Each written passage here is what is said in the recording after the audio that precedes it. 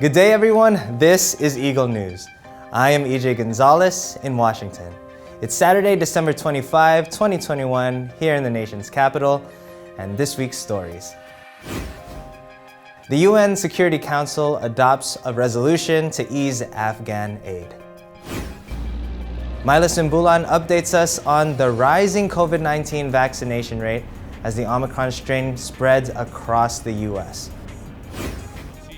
Thomas EyeLikeness reports about robots, mountains of clothes, street treasure, and flying from the basement on this week's Correspondent at Large. For Mind Your Business, Mayan Manzano Gerzon reports about Kellogg's workers ending strikes and UPS ordering 19 Boeing 767 cargo jets. For Learning Curve, Philip Toledo reports about the CDC promoting test-to-stay strategy for students. And student loan repayments have been postponed again. The Embassy of Spain joins the 100th year celebration of DC's The Phillips Collection with the Amalgama Phillips series. That's the Embassy Files with Arlene Ocampo. For Oceania at a Glance, Miyako Ong updates us on Queensland's travel requirements, and Abigail Karungay tells us how the recent industrial action in Sydney has affected the city. For Health is Wealth, Frendel Faharan shares with us some much-needed tips on staying healthy this winter season. And for Color My World, Nanita Manawis takes us to the dinosaur capital of Texas as she walks in the footsteps of giants. Plus, bacon-wrapped pigs in a blanket sounds delicious. That's for this week's Behind the Counter with Aika Era. Our coverage begins now. The United Nations Security Council unanimously adopts a US proposed resolution to help humanitarian aid reach desperate Afghans while seeking to keep funds out of Taliban hands. The adoption of this resolution highlights how UN sanctions regimes can be flexible and adjust to address urgent issues such as humanitarian crises while remaining viable tools to address threats to international security. We believe the UN role in coordinating humanitarian operations in Afghanistan is more critical than ever. The United States will continue to do its part to support the Afghan people while also holding the Taliban accountable for following through on its commitments. The resolution is the first step by the UN after months of wrangling over how to avert humanitarian catastrophe amid economic meltdown in Afghanistan. Islamist groups welcomed the development. And since the Taliban regained power in August, billions of dollars in aid and assets have been frozen by the West in what the UN has described as an unprecedented fiscal shock to the aid-dependent Afghan economy. For months now, observers have been warning that millions face a choice between starvation or migration during a combined food, fuel, and cash crisis throughout the bitter winter. The Security Council resolution allows aid to flow into the country for 1 year without violating international sanctions aimed at isolating the Taliban. The Taliban's regime is not recognized by the international community. Now, on to COVID news. As people across the United States prepare to attend gatherings with family and friends, COVID-19 vaccination rates rises amid the spread of the Omicron strain. Myla Simbulan has the details. Omicron variant is now present in dozens of countries, including the United States. Compared to the Delta strain, Omicron appears to be more infectious but less severe form of COVID-19. As more cases of the Omicron variant of the coronavirus are detected in the United States, people are lining up at vaccination sites and many areas are stepping up vaccination and booster shots. Similarly, long lines for COVID-19 tests in major cities here in the US to find out if they are infected before visiting their loved ones during the holidays. Last Tuesday, President Joe Biden held a conference to discuss on how the government deals with Omicron. We're prepared today for what's coming. In March of 2020, we were not ready. Today, we stockpiled enough gowns, masks, and ventilators to deal with the surge of hospitalizations among the unvaccinated. Today, we're ready. According to the U.S. Centers for Disease Control and Prevention, the Omicron variant now accounts for 73% of U.S. coronavirus infections based on sequencing data for the week ended on Saturday.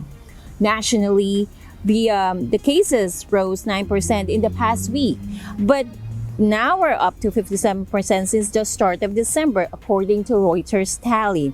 Hospitalized COVID-19 patients have increased 26% this month, with hospitals in some areas already strained by the Delta variant.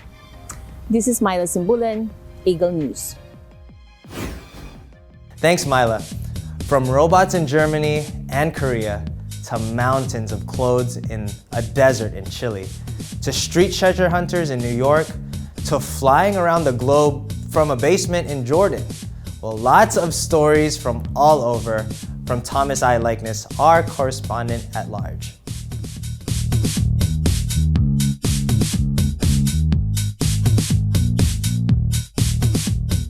It's the end of the year, time to clean off the desk and get ready to start anew in 2022. But before throwing out some of my old files, I thought I'd share them with you. Let's start in Germany, where, like many other parts of the world, restaurateurs there are finding it hard to hire the help that they need. Stefan Kammermeyer, who owns the Grünen Baum restaurant in the small town of Dormitz, couldn't find enough people to wait on tables. So he rented an assistant. That's right, rented. Now, the assistant is a robot he calls Hilda. Here you can see Hilda taking meals from the kitchen to customers. Out on the floor, the waiter then places the dishes on the table. Hilda's proven to be quite a hit with her customers. They take souvenir photos of her. Still with the robot file, let's go to South Korea, where automatons are helping out teachers in that country.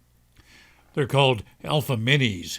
These pint-sized robots are part of a pilot project in 300 childcare centers in Seoul. They lead children in sing-alongs, read them stories, and get this, even teach them kung fu moves. An education department spokesman says he doesn't think the robots will replace teachers, but he says definitely in the future they will be assisting them. In Chile, a high-fashion landfill. It's in an area known as the Atacama, which is the driest desert in the world. A mountain of discarded clothing is polluting the area. Chile has long been a hub of second-hand and unsold clothing. Now, this stuff is made in China or Bangladesh. It passes through Europe, Asia, or the United States before arriving in Chile, where it's resold around Latin America. But not all of the stuff is sold, and at least 39,000 tons of it ends up as rubbish. Because it's made out of synthetic fabrics, the clothing is not biodegradable and is not accepted by municipal landfills, and instead it ends up here in the desert, where some of the country's poorest citizens pick through it to find things that they need or things that they can sell. While these Chileans pick through discarded clothing, some of New York City's poorest turn to canning. Now, we're not talking about preserving fruits and vegetables here. Canners are the people who roam the streets of the Big Apple collecting recyclable cans and bottles.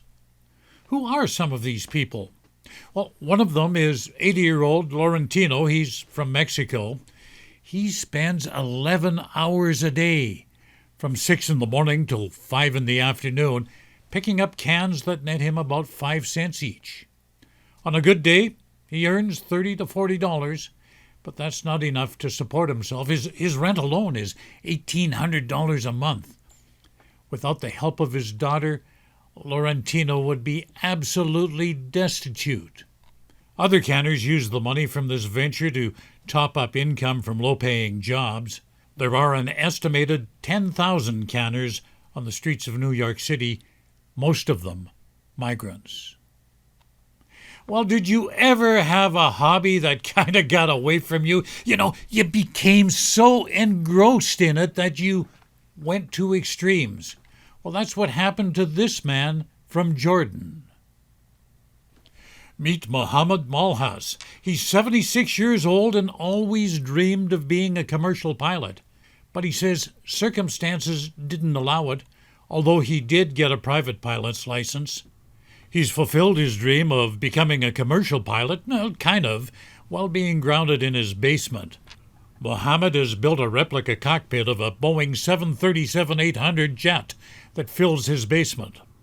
Now retired from a career in hospital management, he spends his days in front of these 3 large screens. They're equipped with switches and indicators. It's his homemade cockpit. This simulator took 3 years and more than $8,000 to build. Friends of his who are electronic engineers helped out with the project, and it allows Mohammed to soar to new heights while his feet remain on the ground. And that does it for this week and this year. I'll be back in 7 days in 2022, so until next year, Thomas I. Likeness, Correspondent at Large, Eagle News. Thanks, Thomas.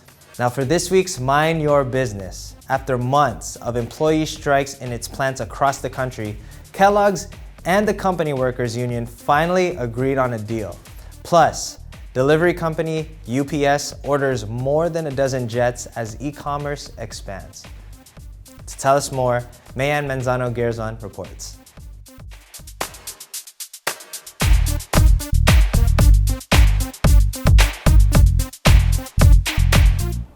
Kellogg's workers have agreed to end strikes at U.S. cereal plants that had attracted attention from the White House and other politicians amid a wave of labor actions in the country. The strike began October 5 at Kellogg's cereal plants in Michigan, Pennsylvania, Nebraska, and Tennessee, with workers objecting to the company's 2-tiered wage structure, among other grievances. The firm, known best for its breakfast cereals, drew intense criticism, including from President Joe Biden, after it threatened to replace the striking workers. But the company said workers voted in favor of the deal reached last week with the Bakery, Confectionery, Tobacco Workers, and Grain Millers International Union, or BCTGM, that covers about 1,400 workers and will see wage increases and improved benefits.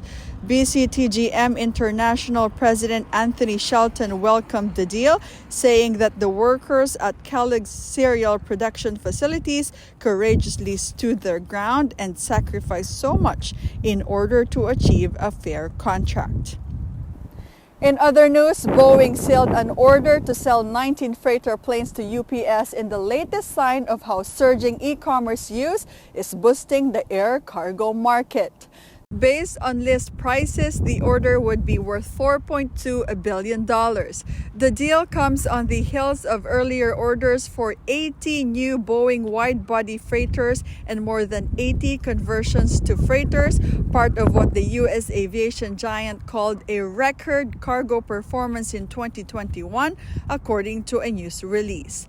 Recent backlogs at ports have boosted demand for air cargo, but experts expect the trend to extend beyond the pandemic, given rising e-commerce demand. Boeing has projected an annual increase of 4% in air cargo demand over the next 20 years. Shares of Boeing rocketed 5.9% to $199.52, while UPS rose 2.3% to $207.10. Mayan Manzano-Gerzon, Mind Your Business, Eagle News. Thanks, Mayan. Now, the spread of the Omicron variant has parents with school-aged children worried. The Centers for Disease Control and Prevention is taking steps to calm those fears.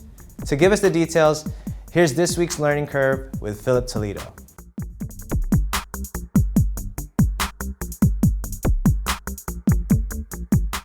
As the latest COVID-19 variant spreads throughout the nation, many, including parents, are particularly concerned, with many experts saying that contracting the virus could be inevitable. How will this affect students? Will many miss in-person class for the traditional at-home quarantine? Well, the latest CDC guidance hopes to address this concern of parents and educators alike. They have added test to stay as part of their layered prevention strategy to reduce risk of the virus in the classroom.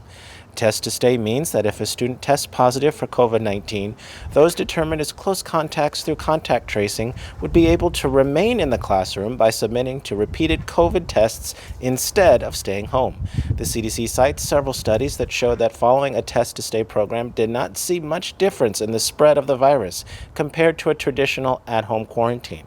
Officials say that adopting this strategy, along with others, such as encouraging vaccinations and masking indoors, will help keep students learning in the classroom and reducing absenteeism. In other news, the White House recently announced that student loan borrowers will have their pandemic relief extended through May 1st. Seen already, today the president announced that his administration is extending the pause on student loan repayments for an additional 90 days through May 1st, 2022. This is an issue both President Biden and Vice President Harris care deeply about. Student loan repayments paused during the pandemic through the CARES Act and subsequent extensions were set to expire this upcoming February, sending millions back into a repayment status. This extension will continue to pause payments, interest accruals, and collections on federal student loans.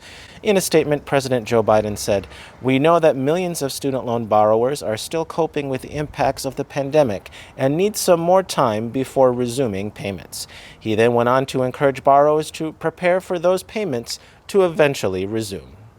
Philip Toledo, Learning Curve, Eagle News. Thanks, Philip. Meanwhile, back here in Washington, DC's The Phillips Collection is celebrating its 100th year. Joining the celebration is the Embassy of Spain with Amalgama Phillips, a series of contemporary art by Spanish artist Daniel Canogar. Here's more from Arlene Ocampo for Embassy Files.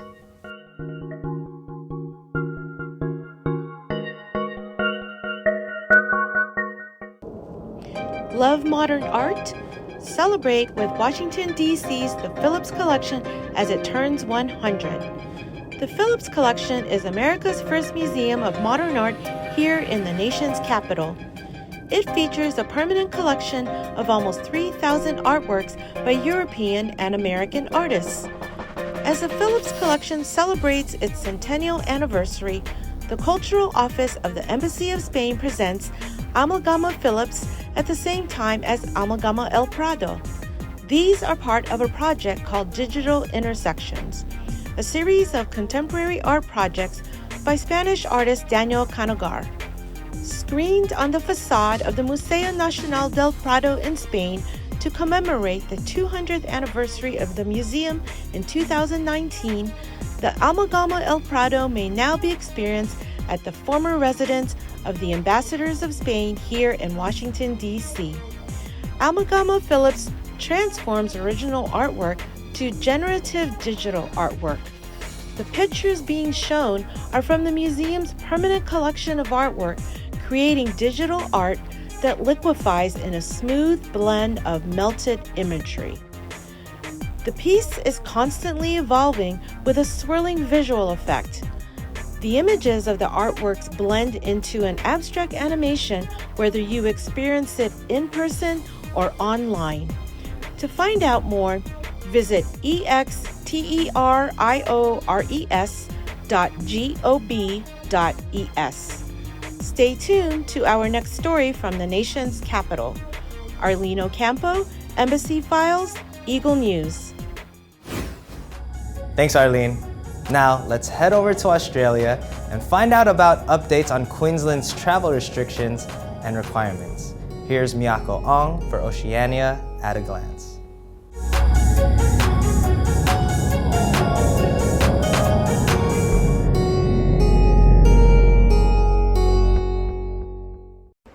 As Queensland hit 80% double dose of the COVID-19 vaccination, Australians from the other states are now able to visit Queensland without the 14-day quarantine. although New South Wales, Victoria, Australian Capital Territory, Northern Territory, and South Australia are declared hotspots in Queensland. Residents from the hotspot states can visit Queensland but must be fully vaccinated and must have a negative COVID-19 PCR test within the 72 hours before arriving in Queensland and after 5 days of arriving. People arriving from overseas who are Australian citizens, permanent residents, an immediate family member, and who is traveling with an Australian citizen or a permanent resident can do home quarantine for 14 days upon arriving. However, they must be fully vaccinated and must get COVID-19 PCR test and a negative result 72 hours before their departure. People who are unvaccinated must do hotel quarantine instead. However, people who are arriving from a safe travel zone country don't need to do quarantine but still need to have a negative result on their COVID-19 PCR result 72 hours before departing. As Queensland opened its border, people who are unvaccinated are more at risk of getting infected with COVID-19. As of December 18, 2021, 1 a.m. Australian Eastern Standard Time, residents and tourists in Queensland must wear a mask in shop and retail centres, hospital and aged care, on public transport, ride-share vehicles, airport and planes.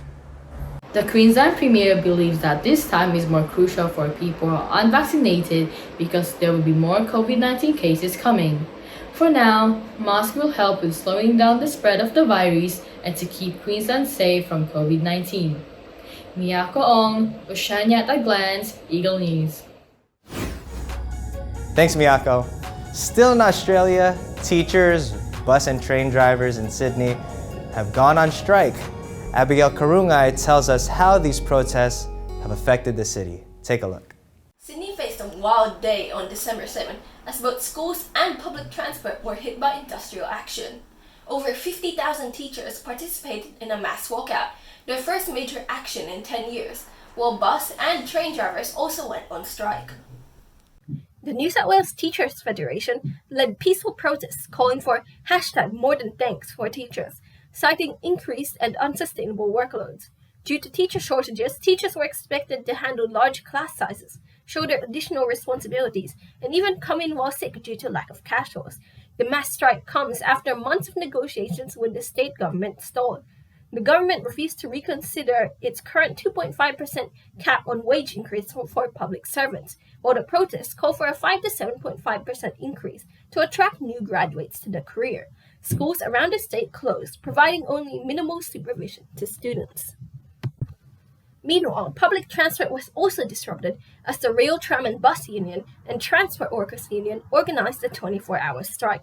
A key point of contention was the two-tier wage system for bus drivers, which results in drivers on the same routes experiencing different pay and conditions based on where they were hired, before or after privatization. The union protested for a same job, same pay campaign and an end to unreasonably long shifts. In other cases, bus drivers continued to serve routes but did not turn on Opal card readers, refusing to accept pay from commuters. The train strike was primarily motivated by a refusal to use foreign-manufactured trains, which comprise about 75% of Sydney's fleet due to safety concerns. This includes all trains made in the last 2 decades. The union criticized the choice of Spanish manufacturer CAF for new regional trains, who built the cracked and currently non-serviceable Inner West Light Rail trams. Rail staff also called for clearer guarantees for cleaning and maintenance due to COVID. The government's lack of response led to another 24-hour strike a week later, causing further disruption to commuters. It is possible that more strikes will occur this summer if they and the unions are unable to come to a compromise. Abigail Karungai, OceaniaAtAGlance, Eagle News. Thanks, Abigail. Now, winter is here, and so are cold season health bummers. For this week's Health is Wealth, Brendel Faharan shares with us some tips and reminders on how to beat and prevent cold weather ailments.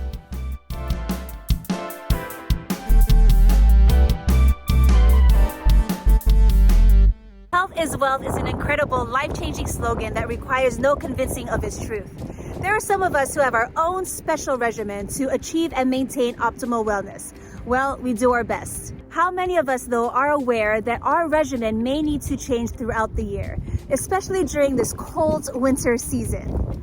This pandemic, coupled with the flu season, is forcing us to pay closer attention to our own health, with the benefit of remaining valuable to others.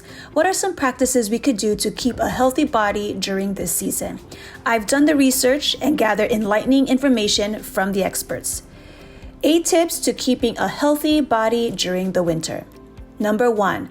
Boost your vegetable and fruit intake. Fruit and vegetables can help lower your risk of heart disease, stroke, type 2 diabetes, and some cancers, can also help manage cholesterol levels and weight. Do your best to make fruit and vegetables part of every meal. Reduce indoor air pollutants and allergens. Most of us like to be comfortable indoors when it's cold out. Indoor air quality is naturally lower than outdoor air quality. So what do? Vacuum 2 times a week, clean filter regularly, change bed sheets once a week, replace air filters once a month, and spend some time outside and breathe in that cool oxygen. Number 3, wash your hands often. Why? You know why. It's the most simple way to prevent the spread of germs. Number 4, stay hydrated.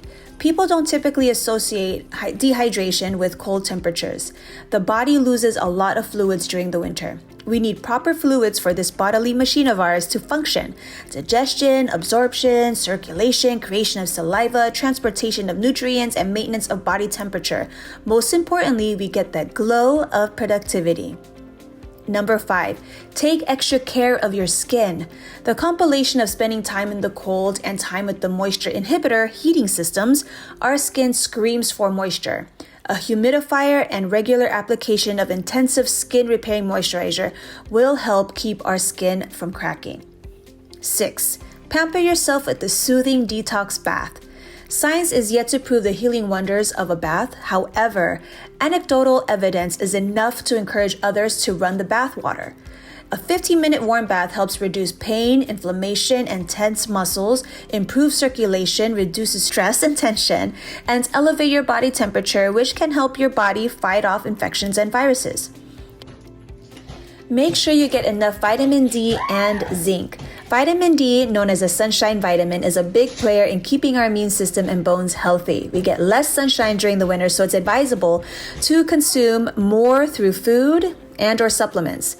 Zinc can help shorten the length of a cold, so food rich in zinc are oysters, chicken legs and thighs, beef, oatmeal, yogurt, wild rice, tofu, hemp seeds, pumpkin seeds, walnuts, and mushrooms. And 8, keep your digestive system happy and take a probiotic. During the winter season, we tend to eat food that cause unpleasant symptoms like gas. When it's cold, we may be more sedentary, which can slow down our metabolism and digestion. Taking a probiotic would help replenish the good bacteria in our digestive tract to help with digestion and a stronger immune system. Living life amid the pandemic and the flu season prompts us to be mindful of our hygienic practices and habits, which of course includes wearing a mask in public places, social distancing, isolating oneself when sick, and other COVID-like safety protocols. Keeping a healthy and active body promotes love, respect, strength, and care to ourselves as well as to others. Health is wealth. Friend Alpha Heron, Eagle News. Thanks, Rendell. Now it's time for Color My World. Imagine camping in a place where prehistoric animals once roamed. Well, today we will join Anita Manawis as she walks in the footsteps of giants at Dinosaur Valley State Park in the town of Glen Rose, dubbed the dinosaur capital of Texas.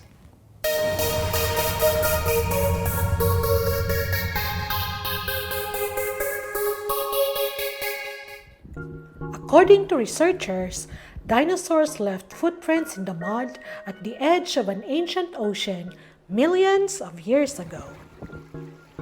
Today, visitors can walk in their tracks in the bed of the Biloxi River. Located just an hour southwest of Fort Worth, Texas, Dinosaur Valley State Park offers families not only a chance to search for dinosaur prints, but also a variety of activities. from camping, fishing and swimming, to hiking, mountain biking, and even horseback riding. The more than 1,500-acre park offers a multitude of campsites, 20 miles of hike trails, a souvenir and supply shop, guided horseback tours, and workshops that teach archery, fishing, and geocaching. The best place to find dinosaur tracks are at the river, though they may not always be visible underwater.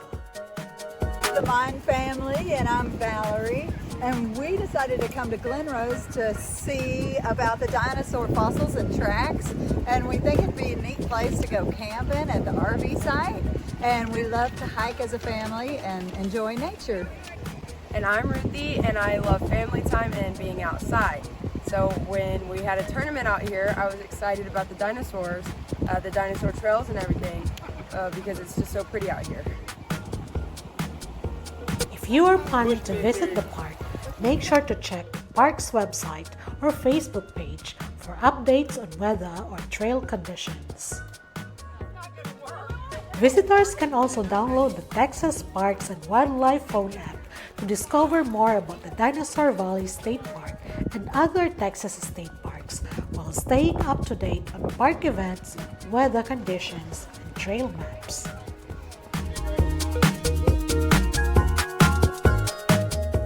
Anita Manawis, Glen Rose, Texas, Eagle News. Thanks, Anita. Well, it's winter break for most families, and a lot of kids are home, wanting to snack on anything, all the time. Put on your aprons and let's get to work. Join Ika Era and some friends in the kitchen as they show us how to make bacon-wrapped pigs in a blanket for this week's Behind the Counter. Hey, I'm Ika, and welcome back to Behind the Counter, where we see easy and tasty meals be brought to life.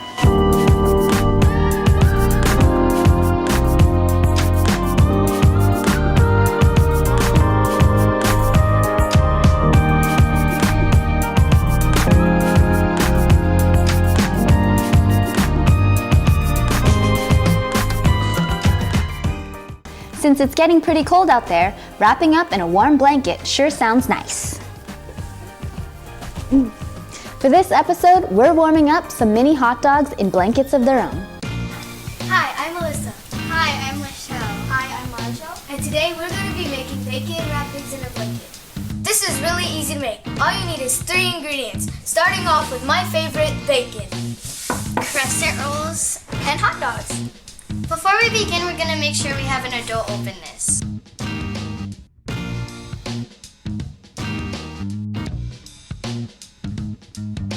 With our dough set aside, we are going to start wrapping the hot dogs in the bacon.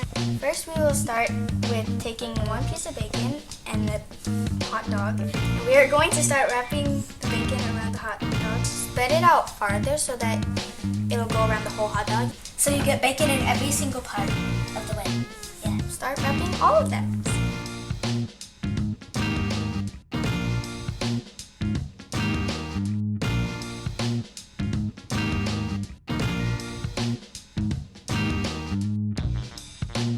Again, I'm going to put this plate aside and grab the dough. Then we will grab this pan that we will put the finished product onto. Now we are going to start wrapping our bacon wrapped hot dogs in the dough. I'm going to take a hot dog and I'm going to put it on a piece of dough and I'm going to roll it. Yeah. And then when you are done wrapping it, you will put it on the pan. Now let's do them all.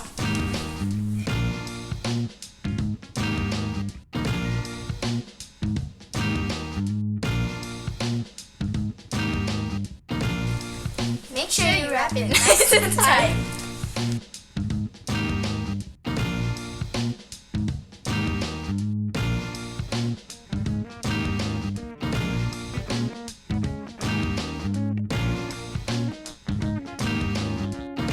While you're placing the hot dogs on the pan, make sure you space them out. Now that we are done wrapping all our hot dogs in dough, we're going to put them in the oven at 375 degrees for 15 minutes. Make sure you have an adult help you.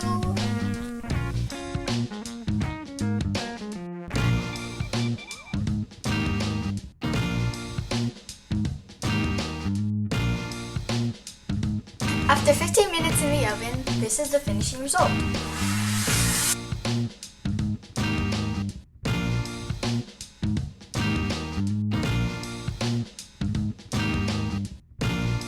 Okay, now that they're out of the oven, we are going to be doing a taste test. Let's add some ketchup. 3, 2, 1.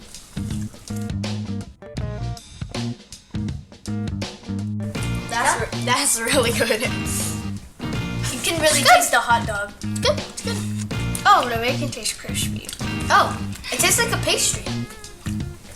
And it has like a, like when you bite into it, like it like breaks down. Oh, the crumbly. You should really make this at home because I think you want to try what we're trying right now, and it's delicious. Thank you for joining us as we made Bacon Wrapped Pigs in a Blanket. Hope you enjoyed. I'm Marshall. I'm Lachelle. And I'm Melissa. Yeah. Now you all can warm up some of your own mini hot dogs. Check back here for full recipes, and if there's a dish that you'd like to see, let us know in the comments below. Catch us on EagleNewsLive.com, on our Eagle News YouTube channel, and our Facebook page. Check back next week when we go Behind the Counter. Whew, looks very easy to make and awesome to eat. Thank you, Aika and friends, Marichelle, Lachelle, and Alyssa. And thank you all for watching. Follow us on YouTube, Facebook, and Twitter at Eagle News Live. I am EJ Gonzales. Enjoy your weekend, everyone.